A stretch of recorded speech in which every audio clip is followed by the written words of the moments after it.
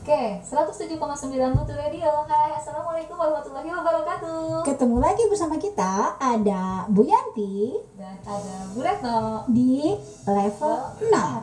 Iya, untuk ketiga kalinya. Iya, jadi hari Rabu tanggal 29 Juli 2020.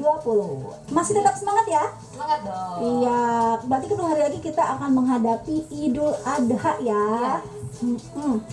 Sebelum kita masuk ke pembelajaran ketiga, kita review dulu deh pembelajaran kedua yang kemarin ya. Ya, betul sekali. Kemarin kita belajar tentang mengaplikasikan nilai-nilai luhur sila kelima dan keempat ya, Bu Retno ya.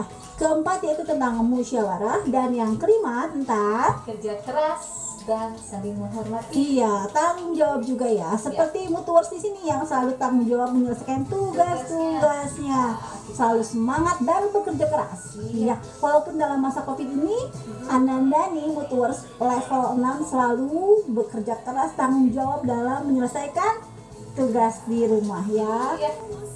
Pada pembelajaran ketiga kali ini kita akan membahas tentang perkembangbiakan vegetatif pada hewan. Juga kita akan belajar tentang keadaan alam di negara-negara ASEAN. Tujuannya adalah Dengan belajar hari ini, Ibu berharap kalian lebih memahami lagi perkembangbiakan hewan secara vegetatif. Juga bisa lebih memahami keadaan alam bisa kita bisa dan juga bisa memahami memahami lagi dan tentang keadaan alam negara-negara ASEAN. iya, amin. Baiklah, Mutuals, kita mulai yang pertama. Pembahasan yang pertama tentang Perkembangbiakan vegetatif pada hewan. Oke, tapi sebelumnya kita akan putar dulu sebuah video tentang Binatang Ya. apa ya? berkembang biak secara vegetatif.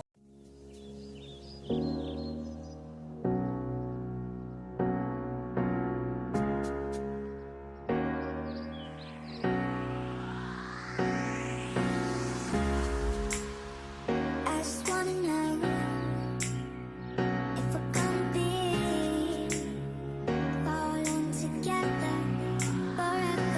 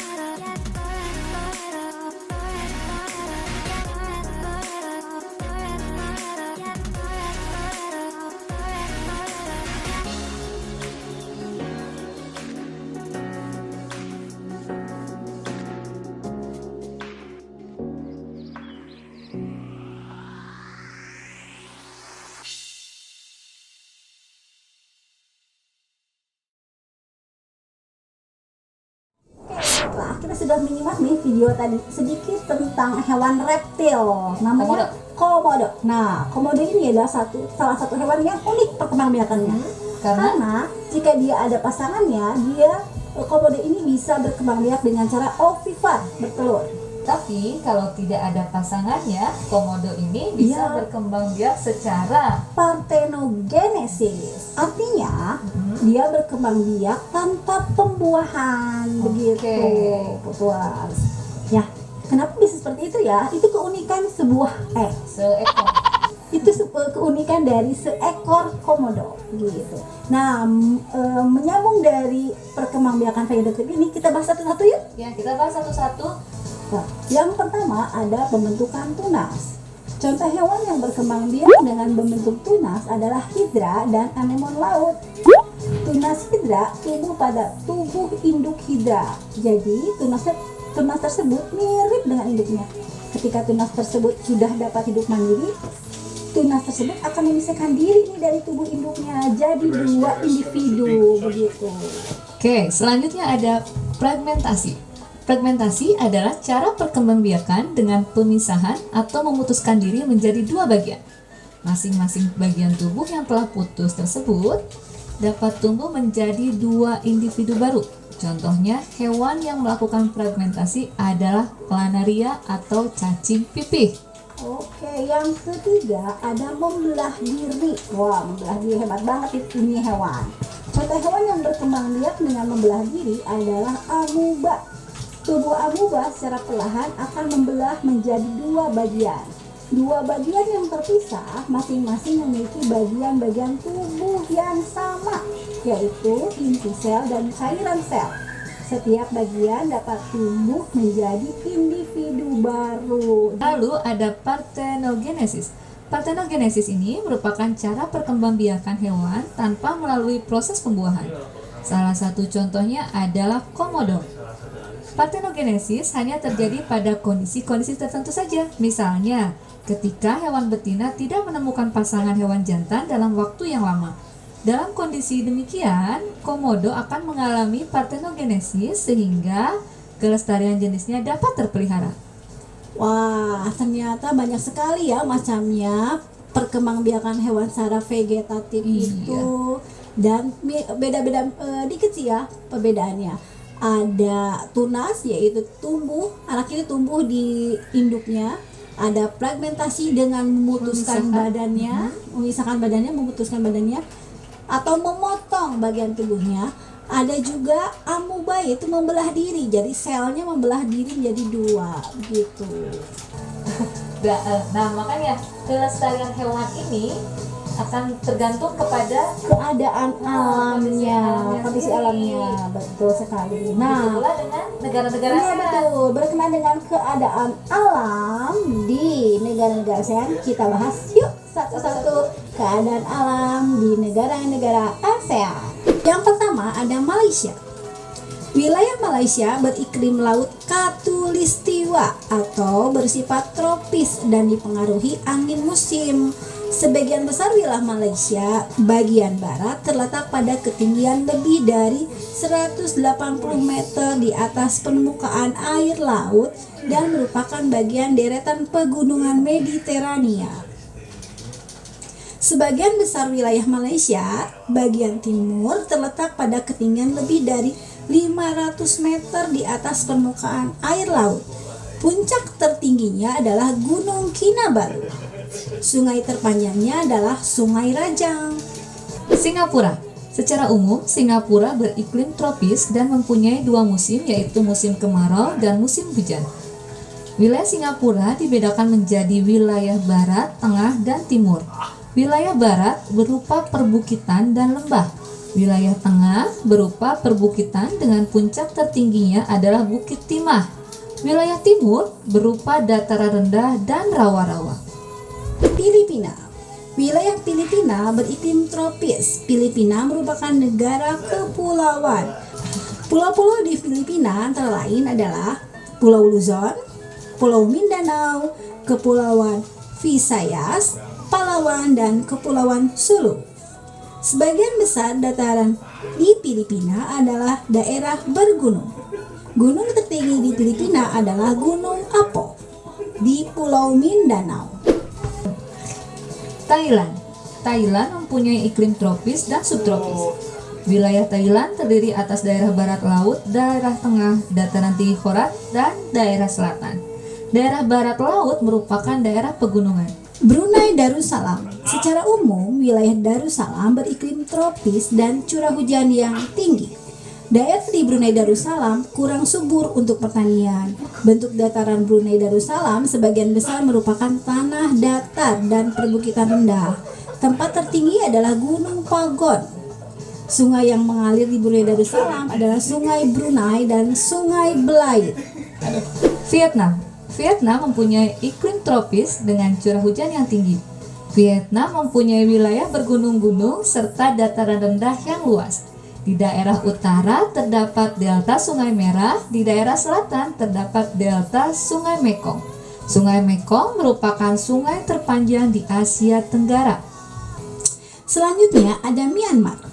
Wilayah Myanmar beriklim tropis. Wilayah Myanmar terdiri atas 3 daerah pegunungan. Pegunungan di bagian timur memisahkan wilayah Myanmar dengan Thailand, Laos, dan Cina. Daerah ini termasuk pantai Tenasserim yang berbatasan dengan Laut Andaman. Pegunungan di bagian barat merupakan daerah hutan yang sangat lebat. Di pegunungan bagian barat terdapat pegunungan Arakayoma yang membentang sampai Teluk Benggala. Di daerah tengah terdapat puncak tertinggi yang berada di Gunung Hakaborazi. Di sini terdapat lembah Sungai Irrawaddy. Sungai Irrawaddy merupakan jalur transportasi air yang utama di Myanmar. Laos. Iklim di Laos adalah tropis. Laos mempunyai 2 musim, yaitu penghujan dan kemarau. Wilayah Laos berteras-teras dan bergunung-gunung. Laos dialiri oleh Sungai Mekong yang berada di sebelah selatan. Terakhir ada Kamboja. Wilayah Kamboja beriklim tropis serta memiliki musim penghujan dan musim kemarau. Kamboja terdiri atas wilayah pegunungan dan dataran rendah. Dataran rendah berada di sekitar Tonle Sap atau Danau Besar dan Sungai Mekong. Dataran tinggi dan pegunungan terdapat di sebelah barat daya hingga ke pantai. Puncak tertinggi kawasan pegunungan ini yaitu di Gunung Phnom Aural. Oke, Mutus, itu tadi keadaan alam di negara-negara ASEAN. Oke, kebanyakan dari negara-negara tersebut memiliki atau beriklim tropis dan memiliki 2 musim, yaitu penghujan dan kemarau. Ya, Baiklah Mutuers, tadi kita sudah menyimak dan mendengarkan tentang perkembangbiakan vegetatif pada hewan, juga tentang keadaan alam di negara-negara ASEAN. oke, sekarang saatnya untuk kuis yang kedua. Di subtema kedua, Pembelajarannya yang ketiga. Caranya gampang, kalian simak lalu jawab di WA grup kelasnya masing-masing secara cepat ya. cepat ya. Sudah menyimak, langsung jawab ketik. Oke. Pertanyaan pertama, sebutkan macam-macam dari perkembangbiakan vegetatif pada hewan. Berikut 1 contoh hewannya. Yang kedua, apa perbedaan dalam perkembangbiakan vegetatif hewan antara membelah diri dengan fragmentasi? Oke, dan yang ketiga, negara mana saja yang dilalui oleh Sungai Mekong? Oke, cari cepat, ayo jawab dan lalu ketik di WA grup kelasnya masing-masing.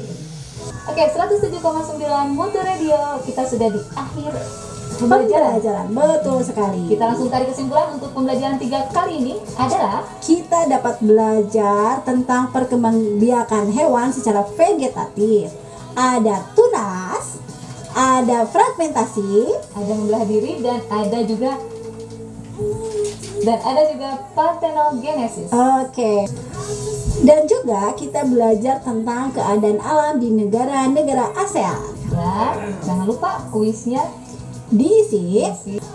Dan untuk menambah informasi lainnya nih, untuk menambah informasi dan ilmu buat Multiverse level 6, kita juga bisa membaca tentang perkembangbiakan vegetatif dan keadaan perkembangbiakan vegetatif pada hewan dan keadaan alam negara ASEAN di buku paket iya, di Multiverse buku semua paketnya ya. Udah gitu, silahkan kerjakan. Oke, Multiverse level 6, selamat mengerjakan. Tetap semangat dalam belajar dan jaga kesehatan. Sampai jumpa di pembelajaran selanjutnya. Wassalamualaikum warahmatullahi wabarakatuh. Dadah. See you.